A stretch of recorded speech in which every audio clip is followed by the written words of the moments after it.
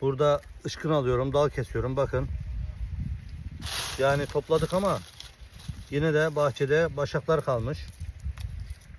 Yani izin almadan kimse bahçeye girmesin. Başkalarının bahçesine girmeyin. Bazı insanlar bahçesini toplamadı. Yani fındık yok diye dalın uçlarında olduğu için dökülsün. Daha sonra gelip toplarım diye bıraktı. Yani birçok insan böyle yaptı. Kimseye sormadan bağına bahçesine kimsenin girmeyin. Bu sene fındık altın değerinde. Sonuç olarak bahçelere böyle izinsiz girersek, başak yaparsak, yani birileri de denk gelirse ne olur? İyi şeyler olmaz.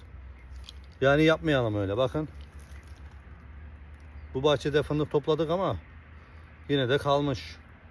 Benim için pek sorun değil.